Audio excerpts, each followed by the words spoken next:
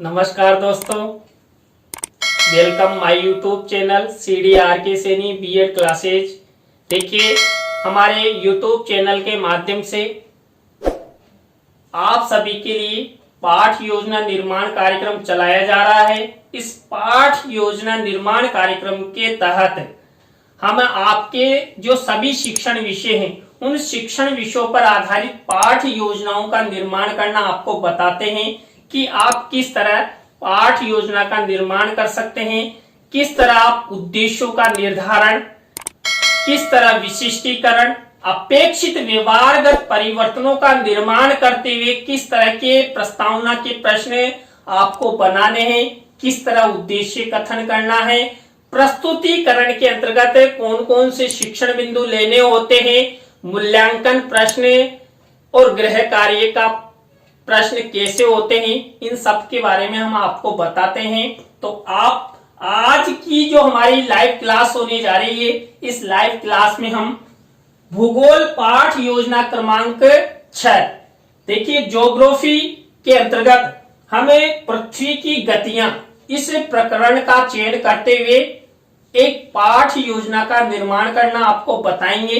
तो आप सब बने रहें हमारे साथ, हमारे YouTube चैनल के साथ। और यदि आप हमारे YouTube चैनल पर पहली बार आए हैं तो हमारे YouTube चैनल को सब्सक्राइब करें और पास ही बने बेल आइकन के बटन को जरूर दबा दें, जिससे हमारे द्वारा जब भी कोई वीडियो अपलोड किया जाता है या लाइव क्लास चलाई जाती है तो उनके नोटिफिकेशन आपको मिल सके और आपको पाठ योजना निर्माण करना आ सके। देखिए, हम जब ज्योग्राफी की लेसन प्लान बनाते हैं तो ज्योग्राफी के लेसन प्लान में सबसे पहले वही श्यामपट्ट पूर्ति करते हैं, कक्षा, दिनांक, विषय, कालांश, कालांश का समय और 20 सेंटर में हमारा प्रकरण लिखते हैं। प्रकरण को अंडरलाइन करते हैं, इन्वर्टेड कॉमाज में बंद करते हैं। आपको भी चाहे आप कितनी भी जगह प्रकरण का नाम लिखे, अंडरलाइन करना है, इन्वर्टेड कॉमाज में आपको बंद करना है। देखिए, श्यामपट्ट पूर्ति के बाद हम उद्देश्यों का निर्माण करते हैं। उद्देश्यों का निर्माण आपका जो मुख्य प्रकरण है और जो आपका उद्देश्य है उसको ध्यान में रखते हुए विशिष्टीकरण और अपेक्षित व्यवहारगत परिवर्तन बनाए जाते हैं। देखिए, यहाँ पर पहला जो उद्देश्य है ज्ञान, अब ज्ञान से रिलेटेड यहाँ पर ये विशिष्टीकरण बनाए गए हैं और ये अपेक्षित व्यवहारगत परिवर्तन बनाए गए हैं। यहाँ पर विशेष ध्यान रखा गया है हमारे प्रकरण का पृथ्वी की गतियां। इसी तरह जो हमारा दूसरे नंबर का उद्देश्य है अवबोध, अवबोध से रिलेटेड ये विशिष्टीकरण और ये अपेक्षित व्यवहारगत परिवर्तन। इस तरह आपको ये विशिष्टीकरण और अपेक्षित व्यवहारगत परिवर्तन बनाना है।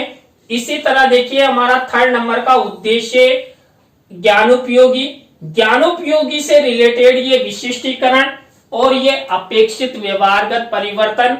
इस तरह 2 से 3 ही विशिष्टीकरण और 2 से 3 ही अपेक्षित व्यवहारगत परिवर्तन प्रत्येक उद्देश्य के अंतर्गत हमें बनाना होता है। यहाँ पर फोर्थ नंबर का उद्देश्य है कौशलात्मक, कौशलात्मक से रिलेटेड ये विशिष्टीकरण और ये अपेक्षित व्यवहारगत परिवर्तन। देखिए, ये 4 उद्देश्य हमारे हो चुके हैं। फिफ्थ नंबर का उद्देश्य है अभिरुचि, अभिरुचि से रिलेटेड ये विशिष्टीकरण और ये अपेक्षित व्यवहारगत परिवर्तन। तो यहाँ पर वही 2 से 3 विशिष्टीकरण और 2 से 3 ही अपेक्षित व्यवहारगत परिवर्तन बनाए गए हैं।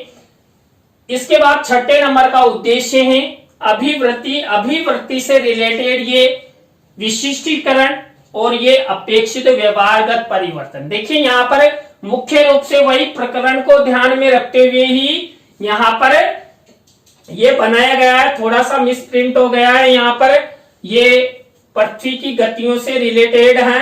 तो इस तरह हमें यहाँ तक उद्देश्यों का निर्माण करते हैं, विशिष्टीकरण बनाते हैं। इसके बाद कक्षा शिक्षण सहायक सामग्री। देखिए, कक्षा शिक्षण सहायक सामग्री में हमें सामान्य और विशिष्ट 2 प्रकार की शिक्षण सहायक सामग्री अपनाते हैं। तो यहाँ पर मुख्य होती है विशिष्ट शिक्षण सहायक सामग्री। देखिए, विशिष्ट शिक्षण सहायक सामग्री मान लीजिए कौन सा श्रव्य दृश्य है, प्रतिकृति है, मॉडल है, इन सबका निर्माण करेंगे। देखिए यहाँ पर जो पृथ्वी की गतियां हैं उससे रिलेटेड चार्ट और चित्र का प्रयोग इस पाठ योजना में किया जाएगा। तो चार्ट और चित्र लिख दिया है।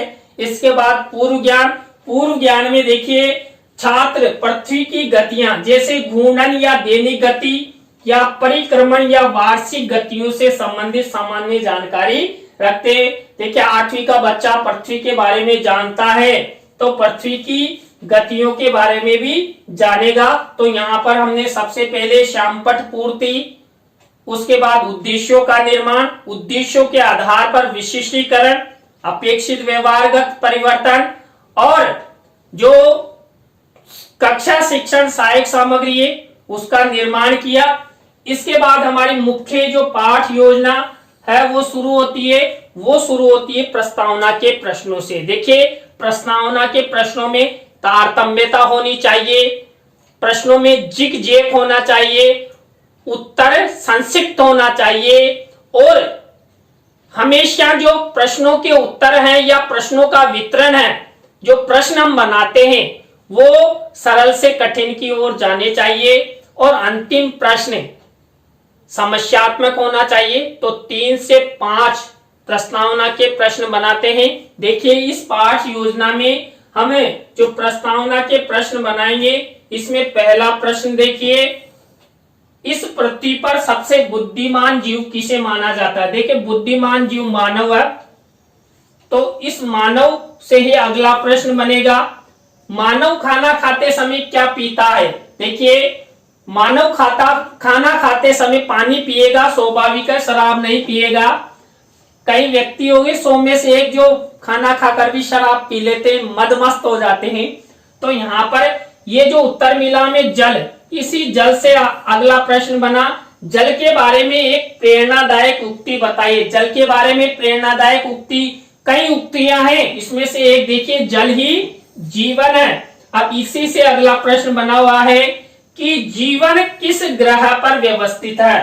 देखिए जो ये ब्रह्मांड है, इस ब्रह्मांड में जो जीव है वो कौन से ग्रह पर हैं? तो पृथ्वी पर जीव हैं, यहाँ पर हम अच्छा जीवन यापन कर सकते हैं। अब इसी पृथ्वी से अगला प्रश्न बना हुआ है, पृथ्वी की आंतरिक गतियों के बारे में आप क्या जानते हैं? अंतिम प्रश्न हमारा समस्यात्मक है। अंतिम प्रश्न समस्यात्मक होने से छात्र सक्रिय हो जाते हैं। अब ये देखिए यहाँ पर हमने वही प्रश्नों में तारतम्यता अपनाई, सरल से कठिन की ओर चले और जो प्रश्नों के उत्तर हैं वो संक्षिप्त है। तो इस तरह आपको प्रस्तावना के प्रश्न बनाने हैं। प्रस्तावना के प्रश्नों के बाद उद्देश्य कथन किया जाता है। देखिए यहाँ पर बच्चों, आज हम सब पृथ्वी की गतियां जैसे घूर्णन या दैनिक गति, परिक्रमण या वार्षिक गति के बारे में विस्तार पूर्वक अध्ययन करेंगे। आप चित्र बताकर भी यहाँ पर उद्देश्य कथन कर सकते हैं। तो ये उद्देश्य कथन हुआ।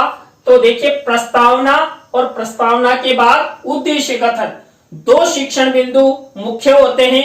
थर्ड शिक्षण बिंदु होता है प्रस्तुतिकरण। देखिए प्रस्तुतिकरण 3rd नंबर का हमारा शिक्षण बिंदु होता है। इस प्रस्तुतिकरण के अंतर्गत हम 3 बिंदु लेते हैं। देखिए यहाँ पर जो पृथ्वी की गतियां हैं उससे रिलेटेड पहला शिक्षण बिंदु लिया गया है घूर्णन या दैनिक गति। देखिए घूर्णन या दैनिक गति से रिलेटेड ये विकासात्मक प्रश्न और ये विकासात्मक उत्तर है। तो इस तरह आपको विकासात्मक प्रश्नों का फॉर्मेट बनाना है और 3 प्रश्न आपको विकासात्मक प्रश्न करने हैं।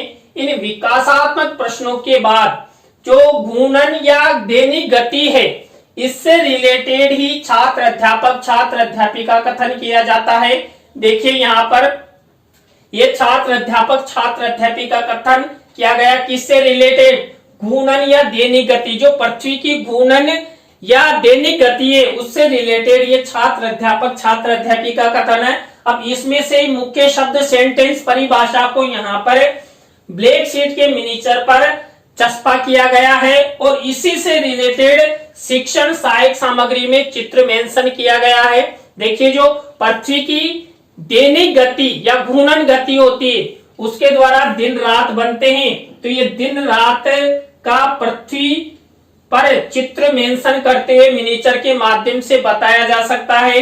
ये पृथ्वी की जो दैनिक गति है यानी अपने अक्ष पर झुकी हुई है, जो भ्रमण करती है, उसके बारे में बताया गया है।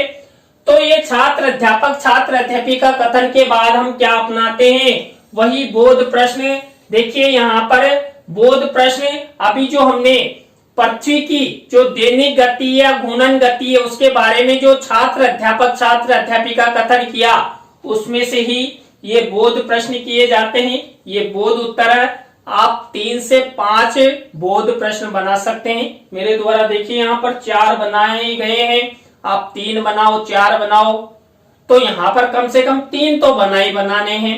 तो ये पहली स्टेप हमारी पूरी हो चुकी है प्रस्तुतिकरण के अंतर्गत। प्रस्तुतिकरण के अंतर्गत सबसे पहले हमने जो पहला शिक्षण बिंदु लिया उसमें विकासात्मक प्रश्न का निर्माण किया। विकासात्मक प्रश्नों के बाद छात्र अध्यापक छात्र अध्यापिका कथन किया और छात्र अध्यापक छात्र अध्यापिका कथन के बाद हमने बोध प्रश्न पूछे।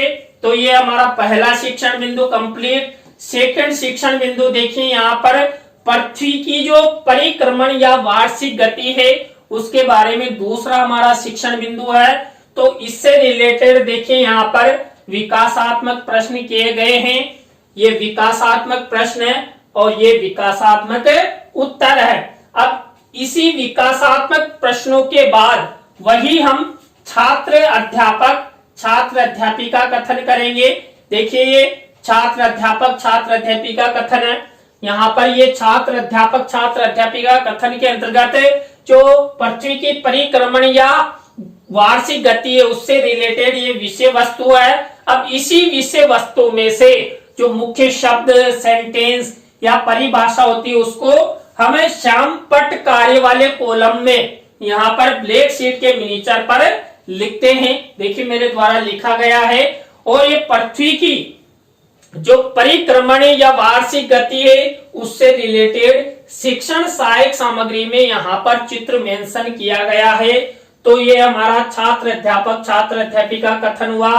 इसके बाद जो पृथ्वी की परिक्रमण या वार्षिक गति उसी में से ये बोध प्रश्न किए गए हैं। मैंने आपको बता ही दिया हम 3 से 5 जो बोध प्रश्न है वो लेते हैं। तो आप 3 बनाओ 4 बनाओ। मेरे द्वारा देखिए यहाँ पर 4 बनाएंगे, आप 3 भी बना सकते हैं, कोई दबाव नहीं है। तो यहाँ पर जैसी विषय वस्तु होती है उसके आधार पर प्रश्न बन जाते हैं। तो ये 2 स्टेप हमारी यानी कि प्रस्तुतिकरण के अंतर्गत 2 शिक्षण बिंदु हमारे कंप्लीट हो चुके। यानी पृथ्वी की 2 गतियां हैं। इन दोनों गतियों के बारे में हमने वही विकासात्मक प्रश्न, विकासात्मक प्रश्नों के बाद छात्र अध्यापक छात्र अध्यापिका कथन और बोध प्रश्न कर लिए हैं। हमारा 3rd नंबर का शिक्षण बिंदु देखिए यहाँ पर 3rd नंबर का शिक्षण बिंदु पृथ्वी की गतियों के कारण जो होने वाले जो प्रमुख परिवर्तन है इससे रिलेटेड ये शिक्षण बिंदु लिया गया है। अब इसी से रिलेटेड वही विकासात्मक प्रश्न और विकासात्मक उत्तर बनाए जाते हैं। वही देखिए 3 विकासात्मक प्रश्न मेरे द्वारा बनाए गए हैं। आपको भी इसी तरह विकासात्मक प्रश्नों का निर्माण करना है। तो ये 3 विकासात्मक प्रश्न, विकासात्मक प्रश्नों के बाद वही छात्र अध्यापक छात्र अध्यापिका कथन। ये विषय वस्तु है कि पृथ्वी की दैनिक गति है या वार्षिक गति उसके कारण क्या क्या परिवर्तन होता है, ये सब परिवर्तन यहाँ पर लिखे गए हैं। अब इसी में से जो मुख्य शब्द है सेंटेंस है उसको हम वही यहाँ पर ब्लैक शीट के मिनीचर पर लिखते हैं, किसमें श्यामपट्ट कार्य वाले कॉलम में। और इसी से रिलेटेड देखिए चित्र मिनीचर के रूप में लगाया जाता है। अब इसी में से हम वही क्या करेंगे, वही बोध प्रश्न पूछेंगे। 3 से 5 बोध प्रश्न हम पूछ सकते हैं। ये बोध प्रश्न, ये बोध उत्तर। देखिए प्रस्तुतिकरण के अंतर्गत 3 शिक्षण बिंदु हमने कंप्लीट अध्ययन कर लिए हैं। इन तीनों शिक्षण बिंदुओं में हमने वही प्रक्रिया अपनाई, विकासात्मक प्रश्न, छात्र अध्यापक छात्र अध्यापिका कथन और बोध प्रश्न। हमारी 4th स्टेप आती है पुनरावृत्ति प्रश्न। देखिए ये पुनरावृत्ति प्रश्न जो हमने तीनों शिक्षण बिंदुओं में जो बोध प्रश्न किए थे उन बोध प्रश्नों में से ही ये पुनरावृत्ति प्रश्न बनाए जाते हैं। 5 पुनरावृत्ति प्रश्न है ये, और ये उत्तर है। आपको भी इसी फॉर्मेट का उपयोग करते हुए इस जो पृथ्वी की गतियां हैं इससे रिलेटेड ये पुनरावृत्ति प्रश्न बनाने हैं। तो ये हमारी 4th स्टेप हुई। हमारी नेक्स्ट स्टेप आती है मूल्यांकन प्रश्न। देखिए, मूल्यांकन प्रश्नों के अंतर्गत मैंने आपको बता ही दिया है, 3 तरह के प्रश्न लेते हैं। 3 तरह के प्रश्नों में 2-2 प्रश्न बनाए जाते हैं, बहुविकल्पी वाले, रिक्त स्थानों वाले, या सत्य असत्य से रिलेटेड, या लघुत्तरात्मक अति लघुत्तरात्मक से रिलेटेड। देखिए, मूल्यांकन प्रश्न हमें ब्लैक शीट पर निर्माण करते हैं और सिल्वर कलर के पेन से लिखते हैं। देखिए, यहाँ पर किसी भी प्रश्न का उत्तर नहीं लिखा गया है, ये गलती मत करना, आप उत्तर नहीं लिखेंगे। कक्षा कक्ष में जब इस पाठ योजना का प्रस्तुतिकरण किया जाएगा तो उस समय ये उत्तर लिखे जाएंगे, या आपका फाइनल लेसन होता है तो लपेट श्याम फलक पर ये प्रश्न लिखे जाते हैं। तो ये हमारा मूल्यांकन प्रश्नों वाला स्टेप हुआ। मूल्यांकन प्रश्नों के बाद हमारी 6ठी स्टेप आती है गृह कार्य। ये गृह कार्य से रिलेटेड ये प्रश्न श्यामपट्ट वाले कॉलम में ब्लैक शीट के मिनीचर पर लिखना होता है। ये फॉर्मेट आपको अपनाना है। तो देखिए, आज की क्लास में हमने भूगोल पाठ योजना क्रमांक 6 यानी पृथ्वी की गतियों के बारे में अध्ययन किया। आज की पाठ योजना आपको कैसी लगी कमेंट्स में हमें जरूर बताएं। अच्छी लगी हो तो लाइक करें, कमेंट्स करें और शेयर जरूर करें। दोस्तों, आप सब हमारी लाइव क्लास से अंत तक जुड़े रहे, आप सबको बहुत बहुत धन्यवाद। इसी तरह नई पाठ योजना के साथ हम आपसे फिर मिलेंगे CDRK Saini BEd classes YouTube channel पर। तो जय हिंद, जय भारत, राम राम।